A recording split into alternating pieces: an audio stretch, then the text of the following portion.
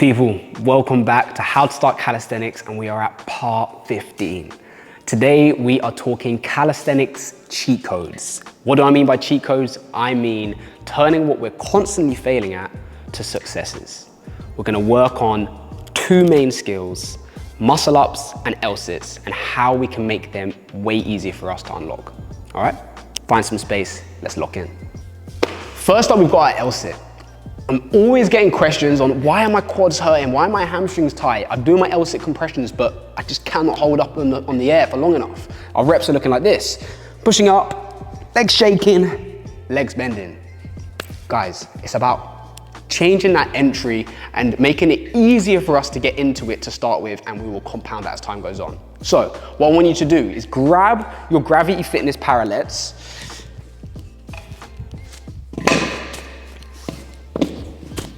Make sure you use code MADDOCKS at checkout. And then we're gonna use this entry here. So you're gonna stand up a little bit, so we're a little bit higher up, and then we can fall into it. So we're using what's called a negative, almost to flow into the rep, and we're stronger in the negative portion. So we're gonna go from here, make sure those elbows, okay? We've got the biceps facing forward, the elbows are locked in, and then I'm gonna use this portion to step myself into it, and then flow myself down, and I can get a much nicer hold. Okay, legs are still shaking, but keep those legs straight. We've got more space for all of our movement. There's more margin for error, and then we can rest there. And as we get stronger with that, we can reduce, okay, the distance off of the floor, because our core is gonna be stronger, our hip flexors are gonna be stronger, and our hamstrings are gonna be more flexible as well, all right? That's your first one of how to make a skill easier just with a simple change in our entry. Right, now we have completed our L-sit cheat code, it's on to our muscle ups. First things first, make sure you've got your Gravity Fitness chalk, all right, as always. Then once we've done that, we're making sure that we have a box to start on, okay? So once we've got our box and we're ready to start, okay, using that height is gonna really help give momentum to our swing, and it's gonna make a massive difference to getting up and over. All the time, people are like, I can't get over the bar, I can do all the pull-ups, I can do the weighted pull-ups, I can do all the prerequisites, why can't I get up and over? My reps are looking like this, using chicken wings, or people are using their legs and their legs are all over the place like this.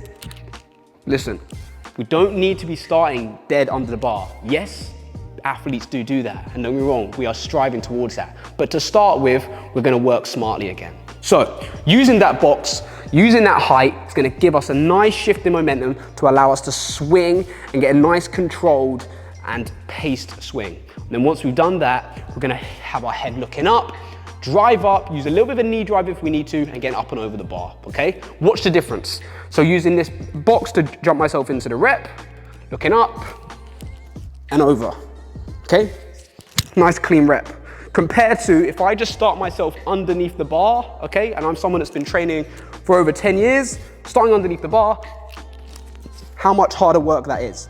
Again, I know it looks clean, but it's so much harder work going from just underneath the bar to starting from a box. So you imagine if you're someone who's a beginner and you're trying to get your first one, how much harder that is for your body if you don't start in the right way.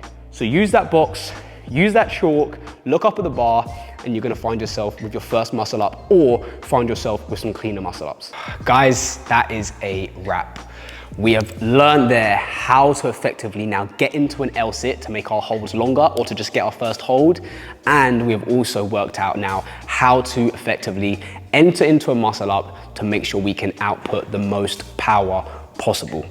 Guys, it's about working smart as well as working hard at times. So make sure we use these entries for these two skills, because it will make a massive difference to your progress, all right? Make sure we like, subscribe, and comment how we found this video, and I will see you guys at How to Start Calisthenics Part 16.